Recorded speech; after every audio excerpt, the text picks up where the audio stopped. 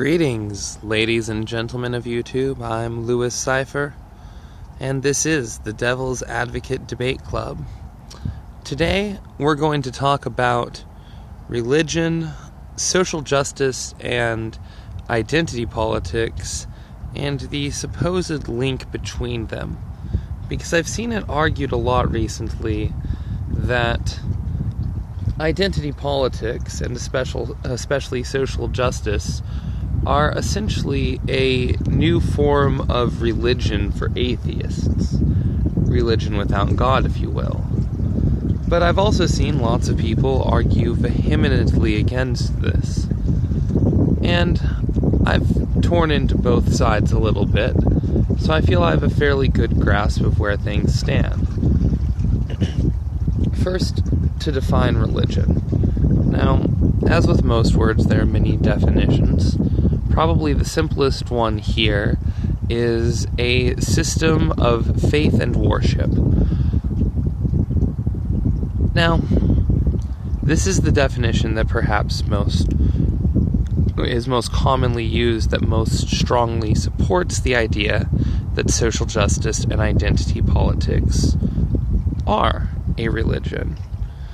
But even without the definitions which require a supernatural or godlike being, this one does still require both faith and worship.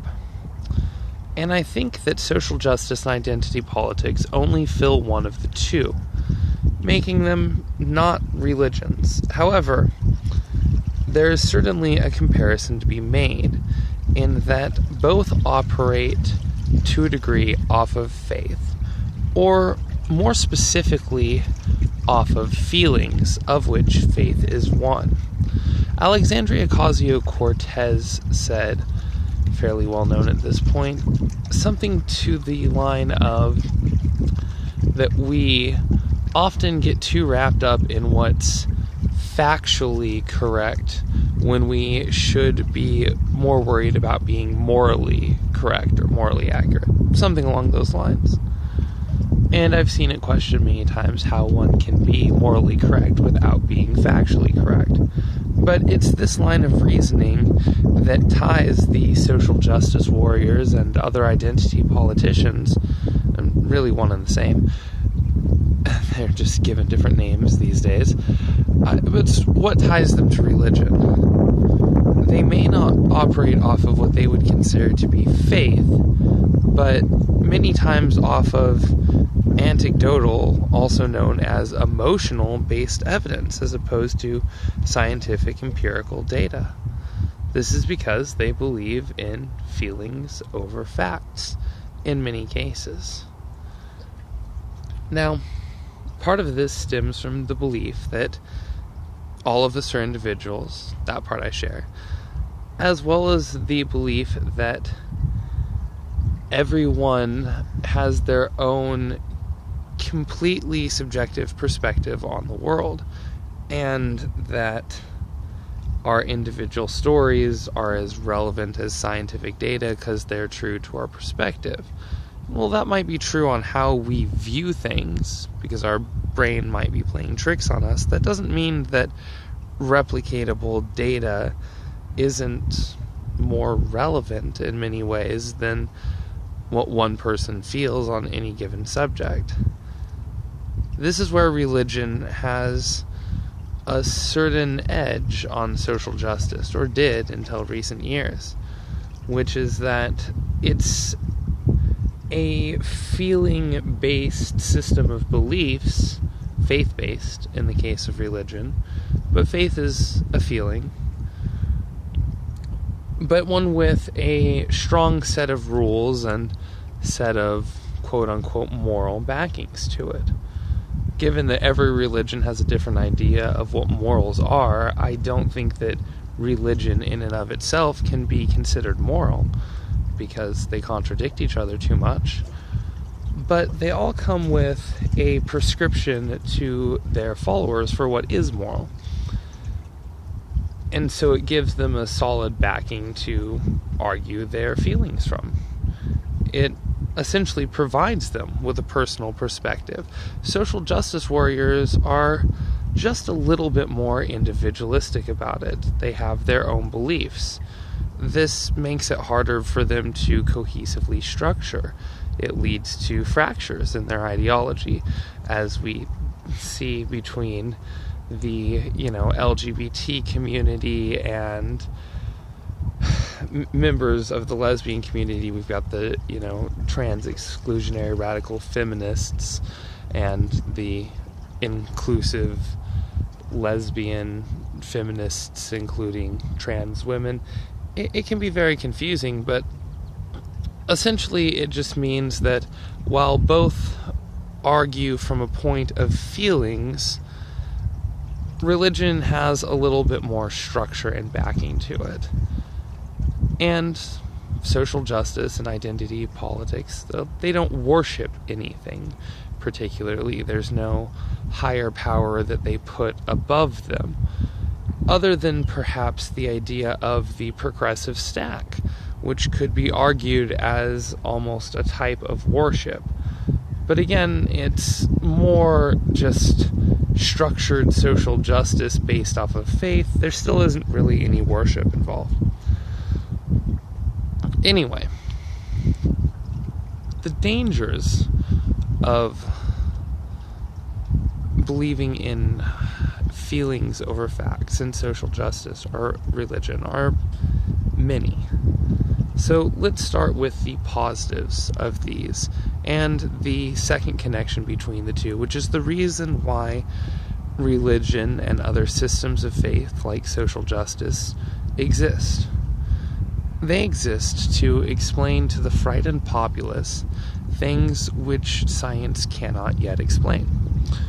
So the further we get scientifically in our culture, the less of a need we have for religion, and the less prominent we see religion in our culture. This isn't necessarily a bad thing, but it has led in recent years to a lot of animosity between the scientific community, and especially certain members of the atheist community and the religious community. But religion has served a very, very important place in our society for, well, since society existed. It's helped us build our culture into what it is.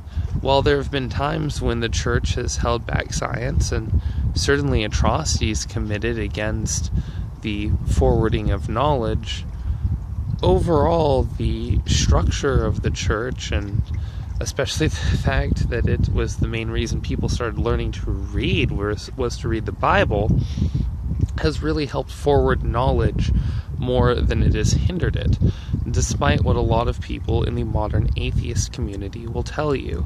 So religion certainly has its place in society when it comes to looking at things logically and forwarding ourselves as a society, but it also serves to fill a hole that exists in humans' hearts probably from the day that they're born. Now, I don't feel that it's the only way to fill that hole, but I think what creates that hole is fear of the unknown, because humans are almost innately excited and terrified by the unknown to a degree that it can cause an emotional breakdown if we experience things that are too unknown. This is a lot of times what causes PTSD, is experiencing something you were absolutely unprepared for. Religion helps prepare people for things which haven't yet been explained. As more and more gets explained, religion is less and less necessary. That brings us to social justice. More and more of what's unexplained in this day and age comes from the social sciences, or at least more and more of what is being debated.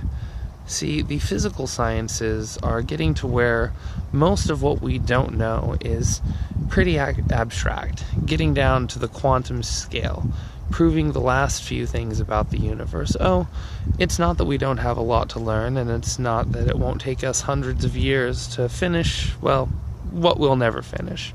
because I'm sure if humans survive, we will simply continue evolving and learning.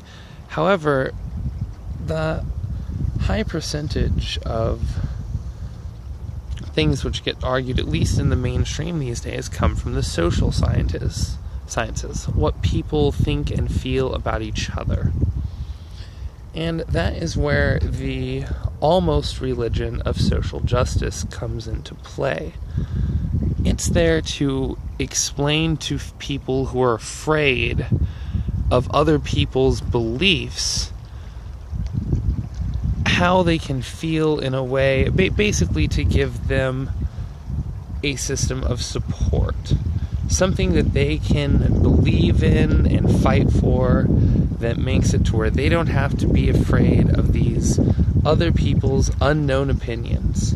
Now, the classic way to stop fearing other people's opinions was to get to know them. The more you understood someone's opinions, the more you would either hate them or come to understand and refine your own opinions, perhaps even changing them. However, in this day and age, rather than actually taking the time to get to know or understand your opponent's opinions, it's much easier just to slander them with what you feel their opinions must be, based on the one or two things that you do know about them. This is the faith aspect of social justice.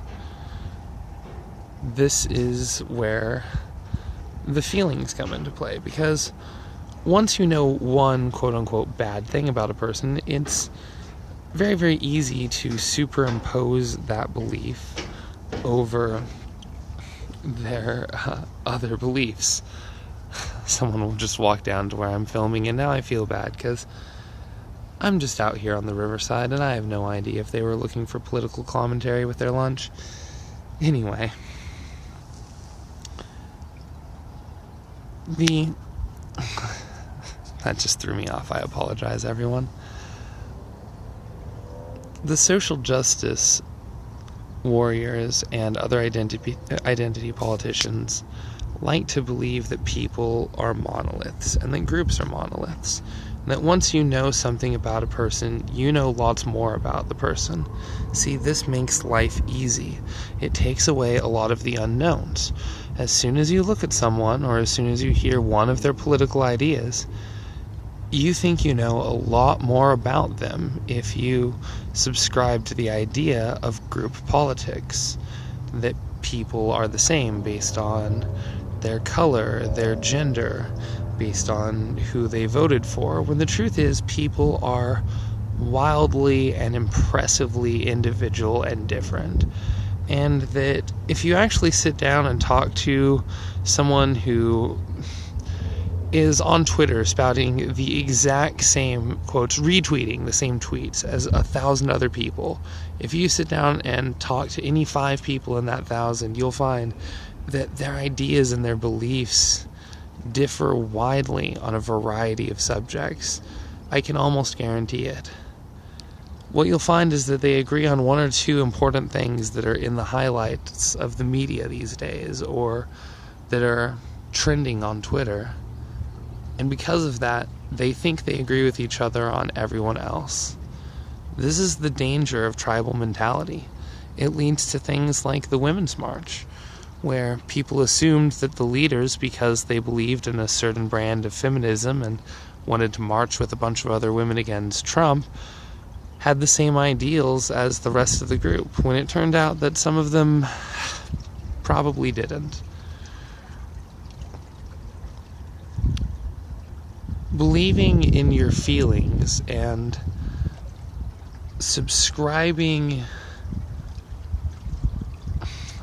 believing that you know a bunch of different things about a person just because of one thing, which is a feelings-based belief, much like faith, not an evidence-based belief, as it's very evidential that people are individual and different, is an incredibly dangerous and somewhat bigoted way of thinking, which is, much like faith and religion, very, very enticing because it makes the world much, much easier.